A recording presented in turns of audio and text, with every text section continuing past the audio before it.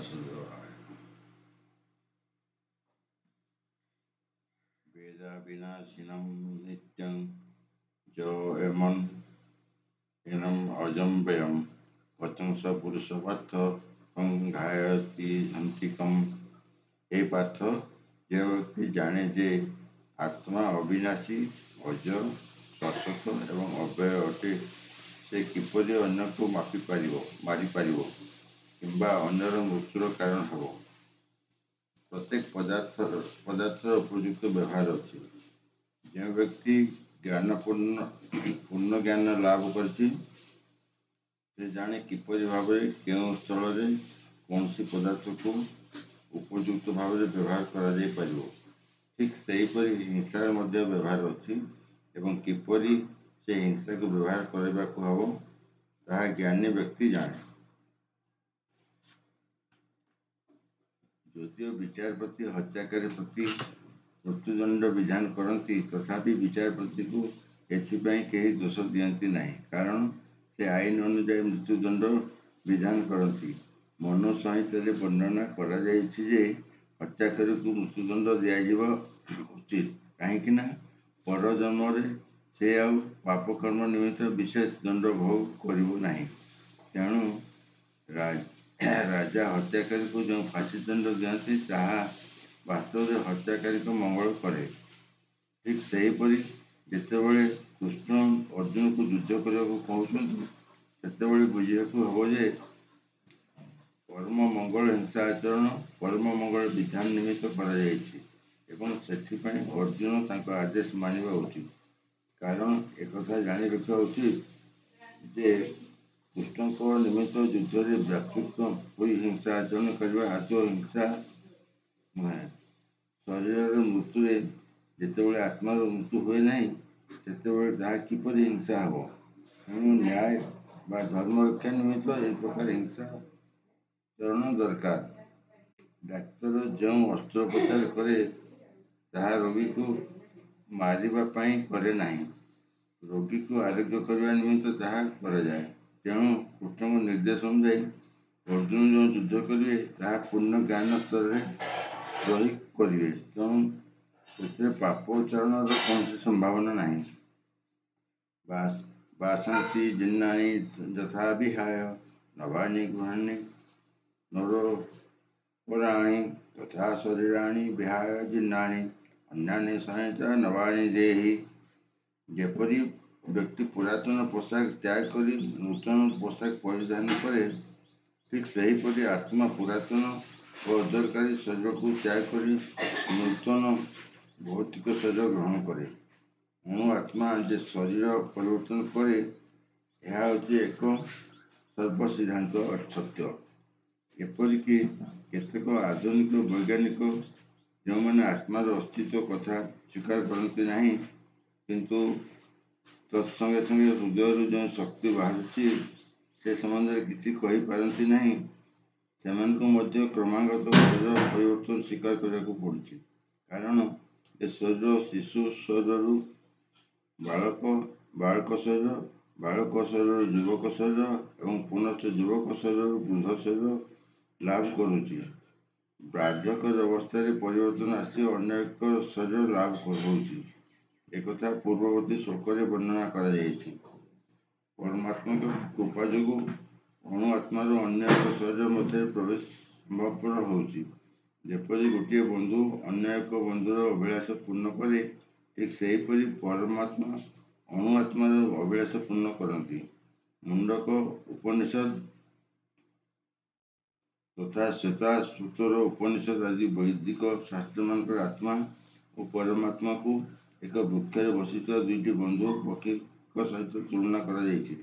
पक्षी दुईटी मध्य गोटे पक्षी अणुआत्मा वृक्षर फल को चाखुची एवं अन्य पक्षीटी कृष्ण केवल तांकर बंधु को लक्ष्य करछन्ति।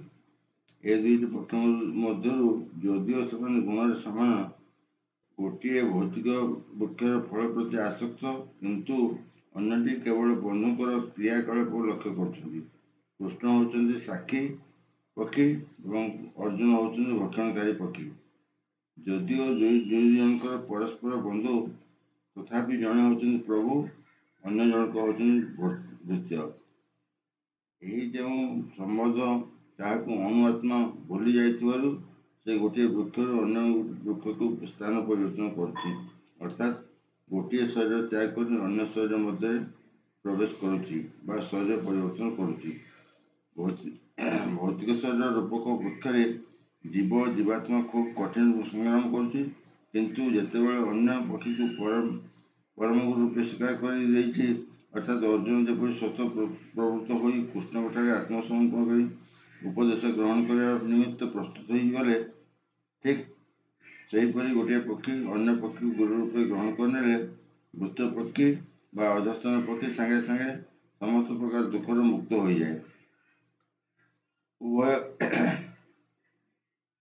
ଉଭୟଙ୍କର ଉପନିଷଦ ଏବଂ ସତ୍ତାସତ୍ୱର ଉପନିଷଦ କଥା ସ୍ୱୀକାର କରି କହିଛନ୍ତି, ଯଥା ସମାନେ ବୃକ୍ଷ ପୁରୁଷୋ ନିମଗ୍ନ ନିଶୟା ସୋହତି ମୁହ୍ୟମାନ ପୃଷ୍ଠମହାମହତି ଅନ୍ୟମ ଈଶମ ଅସ୍ୟଃ ମହିମାନ ଇତି ବିତ ଶୋକଃ। ଯଦିଓ ଦୁଇଟି ଯାକ ପକ୍ଷୀ ଏକ ବୃକ୍ଷରେ ଅଛନ୍ତି, ତଥାପି ଫଳ ଭକ୍ଷଣକାରୀ ପକ୍ଷୀ ବୃକ୍ଷର ଫଳ ଉପକାରୀ ହିସାବରେ ସମ୍ପୂର୍ଣ୍ଣ ରୂପେ ଦୁଃଖ ଶୋକରେ ମୁହ୍ୟମାନ। କିନ୍ତୁ ଯଦି କୌଣସି ପ୍ରକାର ସେ ପକ୍ଷୀ ତାଙ୍କର ବନ୍ଧୁ ପକ୍ଷୀଙ୍କ ଆଡ଼କୁ ମୁହଁ ଫେରାନ୍ତି, କାରଣ ସେ ବନ୍ଧୁ ପକ୍ଷୀ ହେଉଛନ୍ତି ଭଗବାନ ଏବଂ ଯିଏକି ତାଙ୍କର ମାହାତ୍ମ୍ୟ ଜାଣନ୍ତି, ତାହେଲେ ଦୁଃଖ ଭୋଗୁଥିବା ପକ୍ଷୀ ସାଙ୍ଗେ ସାଙ୍ଗେ ସମସ୍ତ ପ୍ରକାର ଦୁଃଖରୁ ମୁକ୍ତ ହୋଇଯାଏ। ବର୍ତ୍ତମାନ ଅର୍ଜୁନ ତାଙ୍କର ଚିନ୍ତନ ବନ୍ଧୁ କୃଷ୍ଣଙ୍କ ପ୍ରତି ମୁହଁ ଫେରାଇଛନ୍ତି ଏବଂ ତାଙ୍କଠାରୁ ଭଗବାନ ଗୀତା ବୁଝୁଛନ୍ତି। ଏବଂ ଏହିପରି ଭାବରେ କୃଷ୍ଣଙ୍କଠାରୁ ଶ୍ରବଣ କରି ସେ ଭଗବାନଙ୍କ ଗୁଣ ଗୌରବ କଥା ବୁଝିପାରିଲେ ଏବଂ ସମସ୍ତ ଦୁଃଖରୁ ମୁକ୍ତ ହୋଇଗଲେ। ଏଠାରେ ଅର୍ଜୁନଙ୍କୁ ଉପଦେଶ ଦିଆଯାଇଛି ଯେ ସେ ତାଙ୍କର ପିତାମହ ଭୀଷ୍ମ, ଗୁରୁ ଦ୍ରୋଣଙ୍କର ଶରୀର ପରିବର୍ତ୍ତନ ଦୁଃଖ ପ୍ରକାଶ କରିବା ଉଚିତ ନୁହେଁ, ବରଂ ଧର୍ମଯୁଦ୍ଧରେ ସେମାନଙ୍କ ଶରୀରକୁ ବିନାଶ କରି ଆନନ୍ଦ ଅନୁଭବ କରିବା ଉଚିତ, କାରଣ ଏହାଦ୍ୱାରା ସେମାନେ ବିଭିନ୍ନ ପ୍ରକାର ଶାରୀରିକ ପ୍ରକ୍ରିୟାରୁ ସଙ୍ଗେ ସଙ୍ଗେ ମୁକ୍ତ ହୋଇଯିବେ। ଯେଉଁ ବ୍ୟକ୍ତି ଧର୍ମଯୁଦ୍ଧରେ ଜୀବନପାତ କରେ, ଅର୍ଥାତ୍ ଯୁଦ୍ଧ କ୍ଷେତ୍ରରେ ଜୀବନ ବିସର୍ଜନ କରେ, ସେ ସାଙ୍ଗେ ସାଙ୍ଗେ ଶାରୀରିକ କ୍ରିୟା ପ୍ରତିକ୍ରିୟାକୁ ମୁକ୍ତ ହୋଇଯାଏ ଏବଂ ଉଚ୍ଚତର ଜୀବନ ସ୍ତରକୁ ଉନ୍ନତି ହୋଇଯାଏ। ଏଣୁ ଅର୍ଜୁନଙ୍କ ଦୁଃଖର କାରଣ କିଛି ଘଟିନାହିଁ। ନନ୍ୟ ଛିନ୍ଦତି ଶସ୍ତ୍ରାଣି ନନ୍ୟ ଦହତି ପାବକ ନଚନ୍ୟ କ୍ଲେଦୟନ୍ତି ଗୋପୋ ନ ଶୋୟତି ମାରୁତଃ। ଆତ୍ମାକୁ କୌଣସି ଅସ୍ତ୍ରଶସ୍ତ୍ର କାଟି ପାରିବ ନାହିଁ, ଅଗ୍ନି ପୋଡ଼ି ପାରିବ ନାହିଁ, ଜଳ ବୁଡ଼େଇ ପାରିବ ନାହିଁ କିମ୍ବା ବାୟୁ ଶୁଷ୍କ କରିପାରିବ ନାହିଁ। ସମସ୍ତ ପ୍ରକାର ଅସ୍ତ୍ରଶସ୍ତ୍ର ଖଣ୍ଡା ତରୋୱାଲ, ଅଗ୍ନି, ବର୍ଷା, ଝଡ଼, ବତାସ ଆଦି ଅଣୁ ଆତ୍ମାକୁ ମାରି ପାରିବେ ନାହିଁ। ଏଥିରୁ ଜଣାଯାଉଛି ଯେ ଠିକ୍ ଅଫ୍ ମରୁତ୍ ବ୍ରହ୍ମ ଆଦିରୁ ପ୍ରସ୍ତୁତ ଅନେକ ପ୍ରକାର ଅସ୍ତ୍ରଶସ୍ତ୍ର ଥିଲା। ଏତଦ୍ ବ୍ୟତୀତ ଆଧୁନିକ ଅଗ୍ନାସ୍ତ୍ରମାନ ଥିଲା। ଆଧୁନିକ ଯୁଗରେ ପରମାଣୁ ଅସ୍ତ୍ରକୁ ଅଗ୍ନାସ୍ତ୍ର ମଧ୍ୟରେ ନିଆଯାଉଛି, କିନ୍ତୁ ପୂର୍ବେ ଅନ୍ୟ ଭୌତିକ ପଦାର୍ଥମାନେ ନିର୍ମିତ ଅନ୍ୟ ଅସ୍ତ୍ରଶସ୍ତ୍ର ମଧ୍ୟ ଥିଲା। ଅଗ୍ନାସ୍ତ୍ରର ପ୍ରତିଶୟ ଥିଲା ବରୁଣାସ୍ତ୍ର। ଆଧୁନିକ ବିଜ୍ଞାନ ଏହାକୁ ଏପର୍ଯ୍ୟନ୍ତ ଜାଣିପାରିନି। ଆଧୁନିକ ବିଜ୍ଞାନମାନଙ୍କ ମଧ୍ୟରେ ଭୟଙ୍କର ଧ୍ୱଂସକାରୀ ବାସ୍ତବ ଅସ୍ତ୍ର ସମ୍ବନ୍ଧରେ ଜ୍ଞାନ ନାହିଁ। ସମସ୍ତ ପ୍ରକାର ବୈଜ୍ଞାନିକ ଉଦ୍ଭାବନ ସତ୍ତ୍ୱେ ଅଣୁ ଆତ୍ମାକୁ ଖଣ୍ଡ ଖଣ୍ଡ କରି କଟାଯାଇ ପାରିବ ନାହିଁ କିମ୍ବା କୌଣସି ପ୍ରକାର ଅସ୍ତ୍ରଶସ୍ତ୍ର ସାହାଯ୍ୟରେ ଧ୍ୱଂସ କରାଯାଇ ପାରିବ ନାହିଁ। ମୌଳିକ ଆତ୍ମା ବା ପରମାତ୍ମାଠାରୁ ଜୀବାତ୍ମାକୁ କାଟି ତିଆରି କରିବା କେବେ ହେଲେ ସମ୍ଭବ ନଥିଲା କି ହେବ ନାହିଁ। ଜୀବାତ୍ମା କିପରି ଅବିଦ୍ୟାରୁ ପ୍ରକଟିତ ହେଲା ଏବଂ ପରିମାଣତଃ ମାୟାଶକ୍ତି ଦ୍ୱାରା ଆଚ୍ଛାଦିତ ହେଲା, ଏ ମାୟାବାଦୀ କଦାପି କହିପାରିବ ନାହିଁ। ଯେହେତୁ ସେମାନେ ଜୀବାତ୍ମାମାନେ ସନାତନ ଭାବେ ଅଣୁଆତ୍ମା ଅଟନ୍ତି, ତେଣୁ ସେମାନେ ମାୟା ଦ୍ୱାରା ଆଚ୍ଛାଦିତ ହେବା ଖୁବ୍ ସ୍ୱାଭାବିକ ଏବଂ ସେଥିପାଇଁ ସେମାନେ ପରମେଶ୍ୱରଙ୍କ ସଙ୍ଗଲାଭରୁ ବିଚ୍ୟୁତ ହୋଇଯାନ୍ତି। ଯଦିଓ ଅଗ୍ନିକଳା ଅଗ୍ନି ସହ କଠା ସମଗୁଣ ବିଶିଷ୍ଟ, ତଥାପି ତାହା ସେତେବେଳେ ମୁକ ମୂଳ ଅଗ୍ନିଠାରୁ ଦୂରେଇ ଯାଏ, ତାହା ନିର୍ବାପିତ ହୋଇଯିବା ସ୍ୱାଭାବିକ। ଠିକ୍ ସେହିପରି ଜୀବାତ୍ମା ପରମାତ୍ମାଙ୍କ ସଙ୍ଗ ଲାଭରୁ ଦୂରେଇ ଗଲେ ମାୟାଶକ୍ତି ଦ୍ୱାରା ଆଚ୍ଛନ୍ନ ହୋଇଯାଏ। ବରାହ ପୁରାଣରେ ବର୍ଣ୍ଣନା କରାଯାଇଛି ଯେ ଜୀବାତ୍ମାମାନେ ପରମାତ୍ମାଙ୍କର ବିଭିନ୍ନାଂଶ ଅଟନ୍ତି। ଭଗବତ୍ ଗୀତା ଅନୁସାରେ ସେମାନେ ସନାତନ ଭାବେ ଏପରି ଅଟନ୍ତି। ତେଣୁ ମାୟାଶକ୍ତି କବଳରୁ ମୁକ୍ତ ହେଲା ପରେ ମଧ୍ୟ ଜୀବାତ୍ମା ପରମାତ୍ମାଙ୍କର ଏକ ବିଭିନ୍ନ ଅଂଶ ହୋଇ ରହେ। ଏହା ଭଗବାନ ଶ୍ରୀକୃଷ୍ଣ ଅର୍ଜୁନଙ୍କୁ ଦିଆଯାଇଥିବା ଶିକ୍ଷାରେ ପରିଷ୍କାର ଭାବରେ ଜଣାଉଛନ୍ତି। ଅର୍ଜୁନ ଶ୍ରୀକୃଷ୍ଣଙ୍କଠାରୁ ଜ୍ଞାନ ପ୍ରାପ୍ତ ହୋଇ ମୁକ୍ତ ହେଲେ ସେ କେବେ ହେଲେ କୃଷ୍ଣଙ୍କ ସହ ମିଶି ଏକାକାର ହୋଇନଥିଲେ। ଅଚ୍ଛଦ୍ୟାୟମ୍ ଅଦ୍ୟାହମ୍ ଅକ୍ଲେଶୋଦ୍ୟସ୍ୟ ଏବ ଚ ନିତ୍ୟ ସର୍ବଗତ ଶାସ୍ତ୍ରାଣଂ ଅବିଳୟଂ ସନାତନ। ଏହି ଆତ୍ମା ବା ଜୀବାତ୍ମା ଅବିଚ୍ଛେଦ୍ୟ ଏବଂ ଅକ୍ଲେଦ୍ୟ ଅଟେ, ଅର୍ଥାତ୍ ତାକୁ ଖଣ୍ଡ ଖଣ୍ଡ କଟାଯାଇ ପାରିବ ନାହିଁ କିମ୍ବା ପାଣିରେ ବୁଡ଼େଇ ଦିଆଯାଇ ପାରିବ ନାହିଁ। ଏହାକୁ ପୋଡ଼ି ଦିଆଯାଇ ପାରିବ ନାହିଁ କିମ୍ବା ଶୁଷ୍କ କରି ଦିଆଯାଇ ପାରିବ ନାହିଁ। ଏହା ଚିରନ୍ତନ, ସର୍ବବ୍ୟାପକ, ଅପରିବର୍ତ୍ତନୀୟ, ସ୍ଥାଣୁ ଏବଂ ଶାଶ୍ୱତ ଭାବେ ଏକ ପ୍ରକାର ଅଟେ। ଅଣୁଆତ୍ମାର ଏହିସବୁ ଗୁଣରୁ ପରିଷ୍କାର ଭାବେ ଜଣାଯାଇଛି ଯେ ଜୀବାତ୍ମା ଶାଶ୍ୱତ ଭାବରେ ପରମାତ୍ମାଙ୍କ ଅତି କ୍ଷୁଦ୍ର ଅଂଶ ବିଶିଷ୍ଟ ଅଟେ ଏବଂ ତାହା ଅପରିବର୍ତ୍ତନୀୟ ଅଟେ ଏବଂ ସନାତନ ଭାବେ ଏହି ଅଣୁଆତ୍ମା ଭାବେ ହିଁ ରହେ। ଏହି ସ୍ଥଳରେ ବ୍ରହ୍ମବାଦ ସିଦ୍ଧାନ୍ତକୁ ପ୍ରୟୋଗ କରିବା ବଡ଼ କଷ୍ଟକର ଅଟେ, କାରଣ ଜୀବାତ୍ମା ପରମାତ୍ମାଙ୍କ ସହ ମିଶି ଏକ ହୋଇ ପାରିବ ନାହିଁ। ଭୌତିକ ଦୋଷରୁ ମୁକ୍ତ ହେଲା ପରେ ଅଣୁଆତ୍ମା ପରମ ପୁରୁଷ ଭଗବାନଙ୍କର ଅତ୍ୟୁଜ୍ଜ୍ୱଳ ଜ୍ୟୋତି ବା ବ୍ରହ୍ମଜ୍ୟୋତିରେ ଏକ ଚିକ୍କଣ ସଦୃଶ ରହିପାରେ। କିନ୍ତୁ ଯେଉଁମାନେ ବୁଦ୍ଧିମାନ ସେମାନେ ପରମ ପୁରୁଷ ଭଗବାନଙ୍କ ସଙ୍ଗ ଲାଭ କରିବା ନିମିତ୍ତ ବୈକୁଣ୍ଠ ଲୋକରେ ପ୍ରବେଶ କରନ୍ତି। ଏଠାରେ ସର୍ବଗତ, ସର୍ବବ୍ୟାପକ ଶବ୍ଦ ବଡ଼ ଅର୍ଥପୂର୍ଣ୍ଣ ଅଟେ, କାରଣ ଭଗବାନଙ୍କ ସୃଷ୍ଟିରେ ସର୍ବତ୍ର ଜୀବାତ୍ମା ଭରପୁର ହୋଇ ଅଛନ୍ତି, ଏଥିରେ କୌଣସି ସନ୍ଦେହ ନାହିଁ। ସେମାନେ ଜଳରେ, ସ୍ଥଳରେ, ଆକାଶରେ, ବାୟୁରେ, ପୃଥିବୀରେ ଏବଂ ଏପରିକି ଅଗ୍ନିରେ ମଧ୍ୟ ଅଛନ୍ତି। ସେମାନେ ଅଗ୍ନିରେ ପୋଡ଼ି ଶୁଦ୍ଧ ହୋଇଯାଆନ୍ତି। ଏହି ଯେଉଁ ବିଶ୍ୱାସ ତାହା ଗ୍ରହଣ ନୁହେଁ, କାରଣ ଏଠାରେ ପରିଷ୍କାର ଭାବେ କୁହାଯାଇଛି ଯେ ଆତ୍ମା ଅଗ୍ନିରେ ପୋଡ଼ି ହୋଇପାରିବ ନାହିଁ। ତେଣୁ ସୂର୍ଯ୍ୟଲୋକରେ ଉପଯୁକ୍ତ ଶରୀରଧାରୀ ଜୀବଗଣ ଅଛନ୍ତି, ଏଥିରେ କୌଣସି ସନ୍ଦେହ ନାହିଁ। ଯଦି ସୂର୍ଯ୍ୟଲୋକ ଜୀବ ବସତିହୀନ ହେବ, ତାହେଲେ ଏଠାରେ ବ୍ୟବହୃତ ସର୍ବଗତ, ସର୍ବବ୍ୟାପକ ଶବ୍ଦ ଅର୍ଥହୀନ ହୋଇଯିବ। ଅବ୍ୟକ୍ତୋୟମ୍ ଅଚିନ୍ତ୍ୟୋୟମ୍ ଅବିକାର୍ଯ୍ୟୋୟମ୍ ଭବ୍ୟତେ ଉଚ୍ୟତେ ତସ୍ମାଦେକ ବିଦିତ୍ୟୋୟମ୍ ନାନୁଶୋଚିତୁମ୍ ଅହର୍ଷି। କୁହାଯାଇଛି ଯେ ଆତ୍ମା ଅବ୍ୟକ୍ତ ବା ଅପ୍ରକଟ, ଅଚିନ୍ତ୍ୟ, ଅପରିବର୍ତ୍ତନୀୟ ଏବଂ ଅଚଳ ବା ସ୍ଥିର ଅଟେ। ଏକଥା ଜାଣି ତୁମେ ଏ ଶରୀର ପାଇଁ ଦୁଃଖ କରିବା ଉଚିତ ନୁହେଁ। ପୂର୍ବେ ବର୍ଣ୍ଣିତ ହୋଇଛି ଯେ ଆତ୍ମା ଅତି କ୍ଷୁଦ୍ର ବା ଅତି ସୂକ୍ଷ୍ମ, ଏପରିକି ଏକ ଜଡ଼ାଣୁ ଠାରୁ କ୍ଷୁଦ୍ରତର। ତେଣୁ ଆମେ କୌଣସି ଭୌତିକ ଯନ୍ତ୍ର ସାହାଯ୍ୟରେ, ଏପରିକି ଅତି ଶକ୍ତିଶାଳୀ ଅଣୁବୀକ୍ଷଣ ଯନ୍ତ୍ର ସାହାଯ୍ୟରେ ମଧ୍ୟ ତାକୁ ଦେଖିପାରିବା ନାହିଁ। ସେଇଥିଯୋଗୁଁ ତାକୁ ଅବ୍ୟକ୍ତ ବା ଅପ୍ରକଟ ବୋଲି କୁହାଯାଉଛି। ଆତ୍ମାର ଅସ୍ତିତ୍ୱକୁ କୌଣସି ଆଧୁନିକ ବୈଜ୍ଞାନିକ ଗବେଷଣା ସାହାଯ୍ୟରେ ପ୍ରତିପାଦନ କରିପାରିବ ନାହିଁ। ତାହା କେବଳ ସ୍ମୃତି ପ୍ରମାଣ ବା ବୈଜ୍ଞାନିକ ସାହାଯ୍ୟରେ ହିଁ ପ୍ରମାଣ କରାଯାଇପାରେ। ଆମମାନଙ୍କୁ ଏ ସିଦ୍ଧାନ୍ତରେ ଗ୍ରହଣ କରିବାକୁ ପଡ଼ିବ ଯେ କାରଣ ଅନ୍ୟ କୌଣସି ଉପାୟରେ ଆତ୍ମାର ଅସ୍ତିତ୍ୱ କଥା ପ୍ରମାଣ କରାଯାଇ ନପାରେ।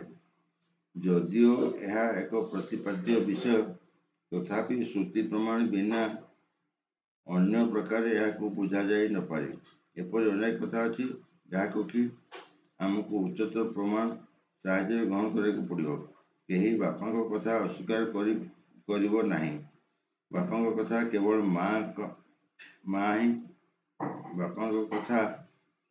ମା' ହିଁ କହିବ। ତେଣୁ ମା'ଙ୍କ ବଚନ ଅନୁଯାୟୀ ବାପାଙ୍କୁ ଗ୍ରହଣ କରିବାକୁ ପଡ଼ିବ।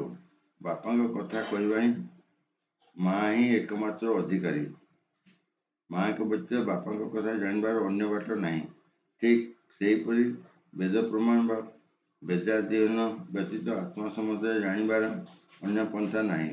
ଅନ୍ୟ କଥାରେ ଏହା ହିଁ କୁହାଯାଇପାରେ ଯେ ମାନବିକ ଗବେଷଣାତ୍ମକ ଜ୍ଞାନ ସାହାଯ୍ୟରେ ଆତ୍ମାକୁ କେହି ଜାଣିପାରିବେ ନାହିଁ। ତାହା ଅଚିନ୍ତ୍ୟ ଅଟେ।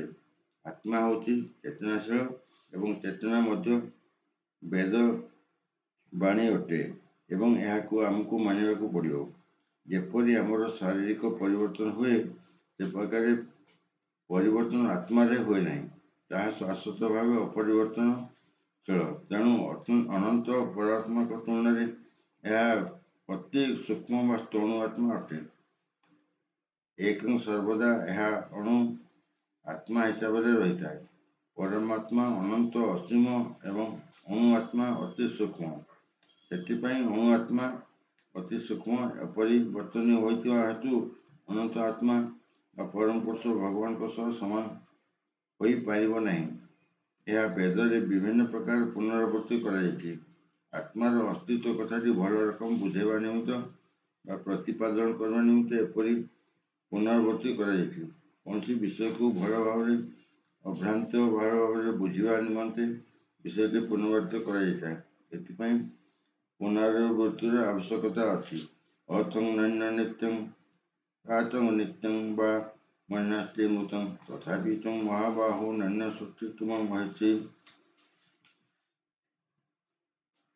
हे ପରାକ୍ରମଶାଳୀ, ଯଦି ତୁମେ ଭାବ ଯେ ଆତ୍ମା ବରାବର ଜନ୍ମ ହୋଇଛି ଓ ମରୁଛି, ତଥାପି ତୁମର ଦୁଃଖର କାରଣ କିଛି ନାହିଁ। ବରାବର ଗୋଟିଏ ଶ୍ରେଣୀର ଦାର୍ଶନିକ ଅଛନ୍ତି ଯେଉଁମାନେ ପ୍ରାୟ ବୌଦ୍ଧମାନଙ୍କ ସଦୃଶ। ଶରୀର ବ୍ୟତୀତ ଆତ୍ମା ଯେ ଅଛି ଏମାନେ ବିଶ୍ୱାସ କରନ୍ତି ନାହିଁ। ସେମାନେ ଶରୀରକୁ ହିଁ ଆତ୍ମା ବୋଲି ଭାବନ୍ତି। ଯେତେବେଳେ ଭଗବାନ ଶ୍ରୀକୃଷ୍ଣ ଭଗବତ ଗୀତା କହିଲେ, ଏଥିରୁ ଜଣାଯାଇଛି ଯେ ଯେତେବେଳେ ଏ ପ୍ରକାର ଦାର୍ଶନିକ ଥିଲେ, ସେମାନେ ଲୋକାୟତିକ ଏବଂ ବୈଭାଷିକ ନାମକେ ପରିଚିତ ଥିଲେ। ଏମାନଙ୍କ ମତ ହେଲା ଯେ କେବଳ ଭୌତିକ ସମ୍ମିଶ୍ରଣ ପରିପକ୍ୱ ଅବସ୍ଥାରେ ଜୀବନ ଶକ୍ତି ବା ଆତ୍ମାର ସଞ୍ଚାର ହୁଏ। ଆଧୁନିକ ଭୌତିକ ବିଜ୍ଞାନୀ ଏବଂ ଭୌତିକ ଦାର୍ଶନିକଗଣ ମଧ୍ୟ ଏହି ପ୍ରକାର ଭାବନ୍ତି। ସେମାନଙ୍କ ମତ ଅନୁଯାୟୀ ଏ ଶରୀର ହେଉଛି କେତେକ ଭୌତିକ ବସ୍ତୁର ସମ୍ମିଶ୍ରଣ ଏବଂ ନିର୍ଦ୍ଦିଷ୍ଟ ସ୍ତରରେ ଭୌତିକ ଓ ରାସାୟନିକ କ୍ରିୟା ପ୍ରକ୍ରିୟା ଯୋଗୁଁ ଜୀବନ ଶକ୍ତି ବୃଦ୍ଧି ଲାଭ କରେ। ଏ ଦର୍ଶନ ମତବାଦ ଉପରେ ମନୁଷ୍ୟ ଶରୀର ରଚନା ବିଜ୍ଞାନ ସେମାନେ ଗଢ଼ିଛନ୍ତି। ଆଜିକାଲି ଆମେରିକାରେ ଅର୍ଥାତ୍ ଅନେକ ମିଥ୍ୟା ଧର୍ମ ଧ୍ୱଜକାରୀ ଧର୍ମ ପ୍ରଚାରକ ଦେଖାଯାଇଛନ୍ତି, ଯେଉଁମାନେ ଏହି ଦାର୍ଶନିକ ମତବାଦ ତଥା ଶୂନ୍ୟବାଦ ସମ୍ବନ୍ଧୀ ଅଭକ୍ତ ବୌଦ୍ଧ ମତବାଦକୁ ଗ୍ରହଣ କରୁଛନ୍ତି। ଯଦି ଅର୍ଜୁନ ବୈଭାଷିକ ଦର୍ଶନ ଅନୁଯାୟୀ ଆତ୍ମାର ଅସ୍ତିତ୍ୱ ସମ୍ବନ୍ଧରେ ବିଶ୍ୱାସ ନ କରନ୍ତି, ତଥାପି ଦୁଃଖର କୌଣସି କାରଣ ନାହିଁ। କେତେକ ରାସାୟନିକ ପଦାର୍ଥ ନଷ୍ଟ ହୋଇଗଲେ କେହି ଦୁଃଖ କରନ୍ତି ନାହିଁ କିମ୍ବା କର୍ତ୍ତବ୍ୟ କର୍ମରୁ ବିରତ ହୁଅନ୍ତି ନାହିଁ। ପକ୍ଷାନ୍ତରେ ଆଧୁନିକ ବିଜ୍ଞାନରେ ତଥା ବୈଜ୍ଞାନିକ ଯୁଦ୍ଧ କୌଶଳରେ ଶତ୍ରୁ ଉପରେ ବିଜୟ ହାସଲ କରିବା ନିମନ୍ତେ ଅପର୍ଯ୍ୟାପ୍ତ ପରିମାଣରେ ରାସାୟନିକ ପଦାର୍ଥ ନଷ୍ଟ ହେଉଛି। ବୈଭାଷିକ ଦର୍ଶନ ଅନୁଯାୟୀ ଶରୀର ବିନାଶ ସଙ୍ଗେ ସଙ୍ଗେ ତଥାଗତ ଆତ୍ମା ବିନଷ୍ଟ ହୋଇଥାଏ।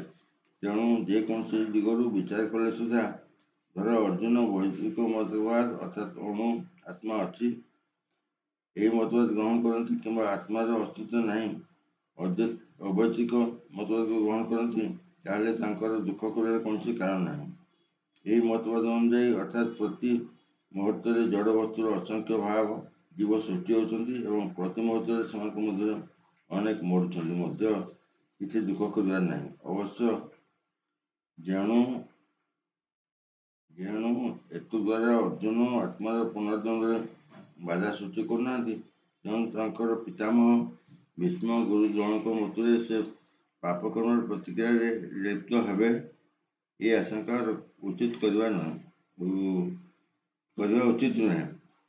ତତ୍ ସଙ୍ଗେ ସଙ୍ଗେ କୃଷ୍ଣ ମଧ୍ୟ ଏଠି ଅର୍ଜୁନକୁ ବିଦ୍ରୂପ କରି ମହାବାହୁ ବୋଲି ସମ୍ବୋଧନ କରୁଛନ୍ତି, କାରଣ ଏ ଅନନ୍ତ ବୈଭାଷିକ ମତବାଦକୁ ଗ୍ରହଣ କରିବେ ନାହିଁ, କାରଣ ଏ ବୈଦିକ ସିଦ୍ଧାନ୍ତକୁ ସ୍ୱୀକାର କରୁନାହିଁ। କ୍ଷତ୍ରିୟ ହିସାବରେ ଅର୍ଜୁନ ବୈଦିକ ସଂସ୍କୃତି ଓ ସଭ୍ୟତାର ଅନ୍ତର୍ଗତ, ତଦନୁଯାୟୀ ଏ ବୈଦିକ ସିଦ୍ଧାନ୍ତକୁ ଗ୍ରହଣ କରିବା ଉଚିତ। ଜାତସ୍ୟ ହିଁ ଧ୍ରୁବ ମୃତ୍ୟୁର ଧ୍ରୁବ ଜନ୍ମ ମୃତ୍ୟୁ ଷଷ୍ଠ ତସ୍ମାତ୍ ଅପରିହାର୍ଯ୍ୟତେ ନଷ୍ଟମ ଶୋଚୋତମ ମହର୍ଷି। ଯେ ଜନ୍ମ ହୋଇଛି ତାର ମୃତ୍ୟୁ ସୁନିଶ୍ଚିତ ଏବଂ ମୃତ୍ୟୁ ଲାଭ କରିଛି ତାର ଜନ୍ମ ସୁନିଶ୍ଚିତ। ତେଣୁ ଯେତେବେଳେ ଅପରିହାର୍ଯ୍ୟ କର୍ତ୍ତବ୍ୟ ସମ୍ପାଦନରେ ପଛେଇବା ଉଚିତ ନୁହେଁ କି ଦୁଃଖ ପ୍ରକାଶ କରିବା ଉଚିତ ନୁହେଁ। ଜୀବନର କର୍ମ ଅନୁଯାୟୀ ବ୍ୟକ୍ତିକୁ ଜନ୍ମ ଗ୍ରହଣ କରିବାକୁ ପଡ଼ିବ ଏବଂ ନିର୍ଦ୍ଦିଷ୍ଟ କର୍ମ ଶେଷ କଲା ପରେ ଅନ୍ୟ ଏକ ଜନ୍ମ ନେବା ନିମିତ୍ତ ତାକୁ ମୃତ୍ୟୁବରଣ କରିବାକୁ ପଡ଼ିବ।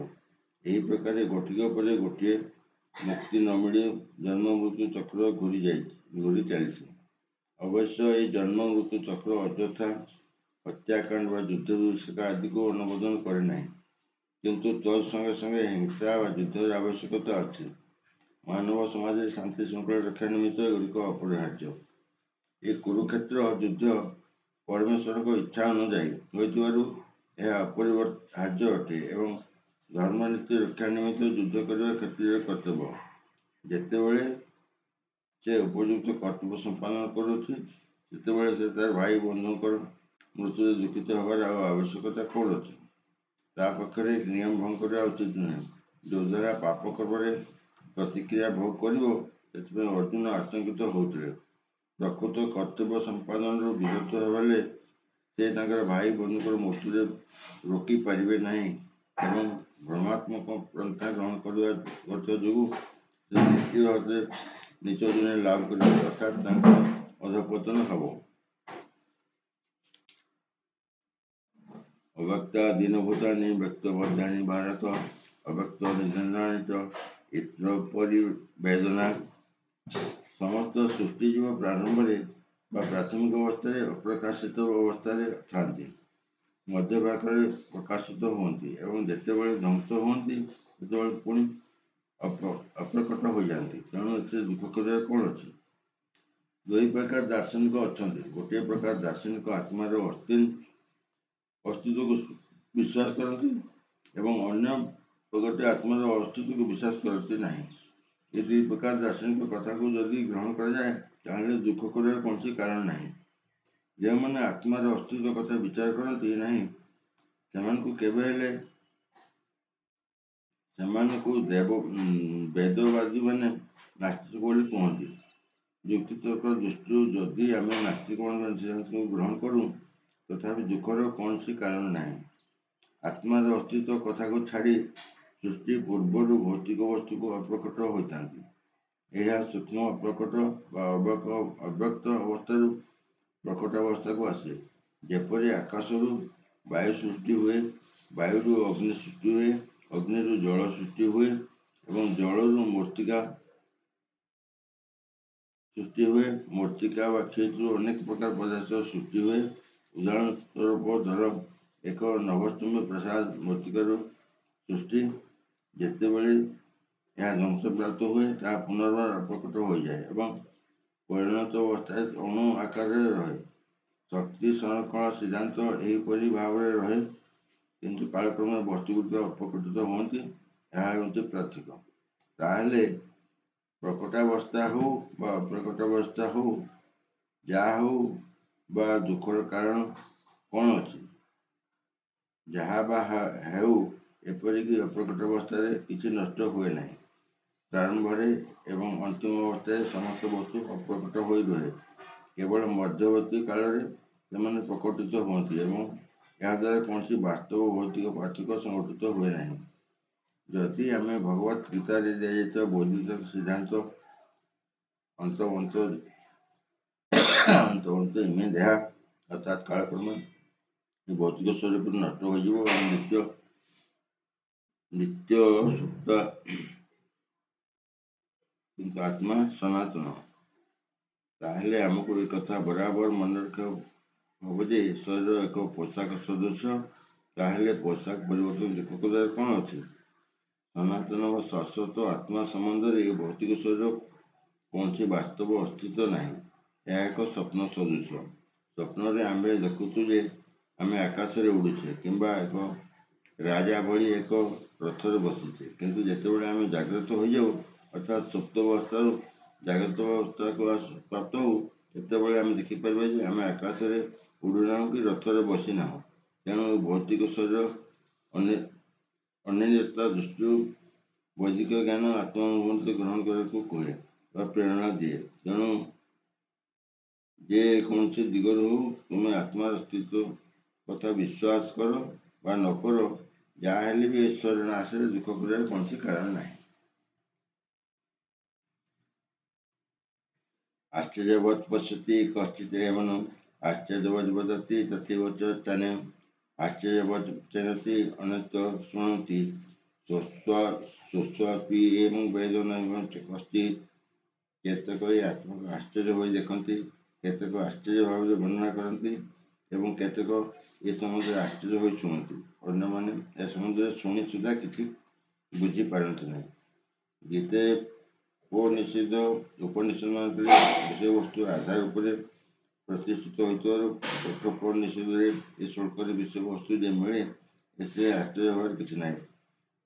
ଶ୍ରବଣେପି ବହୁବିରଜୋ ଲଭ୍ୟଃ ଶୃଣୋତ୍ୟପି ବହୁବଚୋ ନ ବିଦ୍ୟାଃ ଆଶ୍ଚର୍ଯ୍ୟବକ୍ତା କୁଶଳସ୍ୟ ଲବ୍ଧାଃ ଆଶ୍ଚର୍ଯ୍ୟଜ୍ଞାତ କୁଶଳୋ ନ ସୃଷ୍ଟଃ।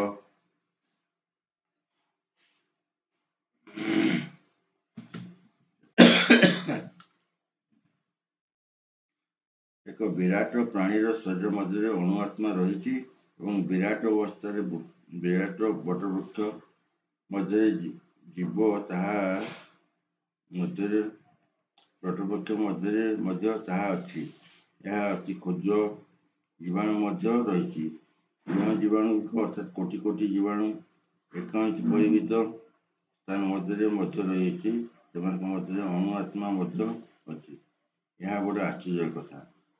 ଯେଉଁ ଲୋକମାନଙ୍କର ଜ୍ଞାନ ଖୁବ୍ କମ୍ ଏବଂ ଯେଉଁମାନେ ଶୁଦ୍ଧପୁଟ ନୁହନ୍ତି, ଏ ସାଧନାମୟ ଜୀବନଯାପନ କରନ୍ତି, ସେମାନେ ଅତି କ୍ଷୁଦ୍ର ଅଣୁ ଆତ୍ମାର ଆଶ୍ଚର୍ଯ୍ୟଜନକ ସ୍ଥିତି କଥା ବୁଝିପାରିବେ ନାହିଁ।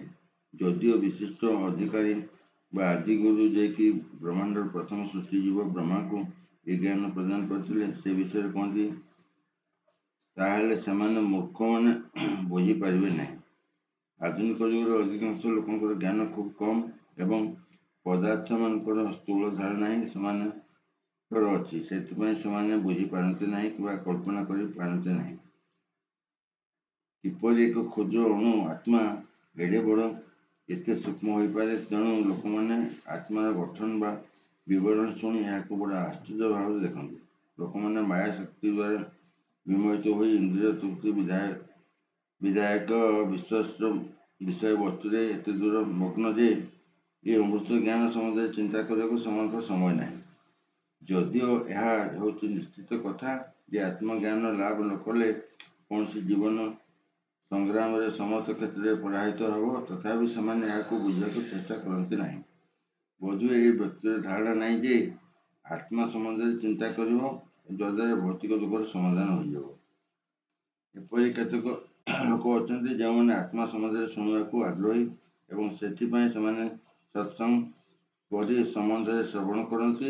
ତଥାପି ବେଳେବେଳେ ସେମାନେ ଅବିଦ୍ୟା ଯୋଗୁଁ ଅଣୁ ଆତ୍ମା ଓ ପରମାତ୍ମାକୁ ଆକାର ପ୍ରକାର ଏକ ବୋଲି ଗ୍ରହଣ କରି ଦିଗ୍ଭ୍ରାନ୍ତ ହୁଅନ୍ତି। ଏପରି ଏକ ବ୍ୟକ୍ତି ଖୋଜି ପାଇବା ବହୁ କଷ୍ଟକର, ଯିଏକି ଆତ୍ମା ଓ ପରମାତ୍ମା, ସେମାନଙ୍କ କାର୍ଯ୍ୟ, ସେବାଙ୍କ ମଧ୍ୟରେ ଥିବା ସମ୍ବନ୍ଧ ଓ ଆଉ ସବୁ ଟେକ୍ନିକ୍ କଥା ଭଲ ରକମ ଜାଣିଛି। ପୁନଶ୍ଚ ଏପରି ଏକ ଲୋକ ଖୋଜି ବାହାର କରିବା ଆହୁରି କଷ୍ଟକର ବ୍ୟାପାର, ଯିଏକି ପୂର୍ଣ୍ଣ ଆତ୍ମଜ୍ଞାନ ଲାଭ କରିପାରିଛି ଏବଂ ସେଥିରୁ ପୁରା ଫାଇଦା ଉଠାଇ ପାରିଛି ଏବଂ ଯେ କି ଅବସ୍ଥାରେ ଆତ୍ମାର ସ୍ଥିତି କଥା ବୁଝାଇ ପାରିବ। ଯେପରି ହେଉ, ଯଦି କୌଣସି ବ୍ୟକ୍ତି ଆତ୍ମା ସମ୍ବନ୍ଧରେ ଜ୍ଞାନ ଲାଭ କରିପାରିଲା ବା ସେ ସମ୍ବନ୍ଧରେ ସମସ୍ତ କଥା ବୁଝିପାରିଲା, ତାହେଲେ ତାହାର ଜୀବନ ସାର୍ଥକ ହୋଇଗଲା। ଆତ୍ମା ସମ୍ବନ୍ଧରେ ବୁଝିବାର ସରଳତମ ଉପାୟ ହେଲା ଭଗବାନ ଗୀତାର ବାଣୀକୁ ଗ୍ରହଣ କରିବା। କିନ୍ତୁ ଏଠାରେ ଗୋଟିଏ କଥା ମନେ ରଖିବାକୁ ପଡ଼ିବ ଯେ ଗୀତା ବାଣୀର ସ୍ୱୟଂ ବକ୍ତା ଭଗବାନ ଶ୍ରୀକୃଷ୍ଣ, ଯିଏକି ଗୀତାର ବିଶିଷ୍ଟ ଅଧିକାରୀ। ଯାହା ସେ ସମ୍ବନ୍ଧରେ କହିଛନ୍ତି ତାହାକୁ ହିଁ ଗ୍ରହଣ କରିବାକୁ ହେବ। ସେ ସମ୍ବନ୍ଧରେ ଅନ୍ୟ କିଛି କଥା ଆଉ ଶୁଣିବାକୁ ପଡ଼ିବ ନାହିଁ। କିନ୍ତୁ ଏଥି ନିମନ୍ତେ ଯଥେଷ୍ଟ ତପସ୍ୟା ବା ସାଧନା ଦରକାର। ଇହ ଜନ୍ମରେ ହେଉ କିମ୍ବା ପୂର୍ବ ଜନ୍ମରେ ହେଉ, କୃଷ୍ଣଙ୍କୁ ପରମ ପୁରୁଷ ଭଗବାନ ରୂପେ ଗ୍ରହଣ କରିବା ପୂର୍ବରୁ ବ୍ୟକ୍ତିକୁ ତପସ୍ୟା ସାଧନା କରିବାକୁ ପଡ଼ିବ। ଅବଶ୍ୟ ଏକ ଶୁଦ୍ଧ ଭକ୍ତଙ୍କର ଅହେତୁକ କୃପା ଲାଭ କଲେ ବ୍ୟକ୍ତି କୃଷ୍ଣଙ୍କୁ ଜାଣିପାରିବ, ଅନ୍ୟଥା ଏହା ସମ୍ଭବ ନୁହେଁ। ଦେହି ନିତ୍ୟଂ ଅବୋଧୟଂ ଦେହେ ସର୍ବସ୍ୱ ଭାରତ ତସ୍ମାତ୍ ସର୍ବାଣୀ ଭୂତାନି ନତ୍ୟ ଶୋଚିତଂ ଅହେତୁ। ହେ ଭରତ ବଂଶଜ, ଏ ଶରୀର ମଧ୍ୟରେ ଯେ ବାସ କରୁଛି ଅର୍ଥାତ୍ ଦେହି ନିତ୍ୟ ବା ସନାତନ ଅଟେ, ତାକୁ କଦାପି ବୋଧ କରାଯାଇ ପାରିବ ନାହିଁ। ତେଣୁ ତୁମେ କାହାରି ପାଇଁ ଦୁଃଖ କରିବା ଆବଶ୍ୟକ ନୁହେଁ। ବର୍ତ୍ତମାନ ଭଗବାନ ଅପରିବର୍ତ୍ତନୀୟ ଆତ୍ମା ସମ୍ବନ୍ଧୀୟ ଉପଦେଶ ଉପସଂହାର କରୁଛନ୍ତି। ବିଭିନ୍ନ ପ୍ରକାର ଅମର ଆତ୍ମା କଥା ବର୍ଣ୍ଣନା କରି ଭଗବାନ ଶ୍ରୀକୃଷ୍ଣ ବର୍ତ୍ତମାନ ପ୍ରମାଣ କରୁଛନ୍ତି ଯେ ଆତ୍ମା ଅମର ବା ନିତ୍ୟ ଏବଂ ଶରୀର ଅନିତ୍ୟ। ତେଣୁ ଅର୍ଜୁନଙ୍କର ଏ ଯେଉଁ ଆଶଙ୍କା ରହିଛି ଯେ ତାଙ୍କର ପିତାମହ ଭୀଷ୍ମ, ଗୁରୁ ଦ୍ରୋଣ ଯୁଦ୍ଧରେ ମରିଯିବେ, ଏକଥା ବୃଥା। ପୁନଶ୍ଚ କ୍ଷତ୍ରିୟ ହିସାବରେ ଏ ଆଶଙ୍କା ବର୍ଷବର୍ତ୍ତୀ ହୋଇ କର୍ତ୍ତବ୍ୟ ତ୍ୟାଗ କରିବା ଉଚିତ ନୁହେଁ। ଭଗବାନ ଶ୍ରୀକୃଷ୍ଣଙ୍କ ବାଣୀ ଅନୁଯାୟୀ ବ୍ୟକ୍ତିକୁ ଏହା ବିଶ୍ୱାସ କରିବାକୁ ହେବ ଯେ ଏ ଭୌତିକ ଶରୀର ବ୍ୟତୀତ ଅନ୍ୟ ଏକ ଆତ୍ମା ଅଛି।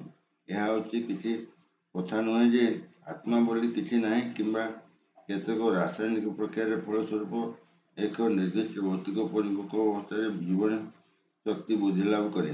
ଯଦିଓ ଆତ୍ମା ଅମର, ତଥାପି ହିଂସାଚରଣ କରିବା ଉଚିତ ନୁହେଁ। କିନ୍ତୁ ଯୁଦ୍ଧ ସମୟରେ ଯେତେବେଳେ ଏହାର ଆବଶ୍ୟକତା ଅଛି ସେତେବେଳେ ଏହା ଆଚରଣୀୟ। ସେ ଆବଶ୍ୟକତା ଭଗବାନ ଅନୁମୋଦନ କ୍ରମେ ଉପଲବ୍ଧ ହେବା ଉଚିତ। ଏହା ବ୍ୟକ୍ତିର ଇଚ୍ଛା ଅନୁଯାୟୀ ଆଦରଣୀୟ ନୁହେଁ।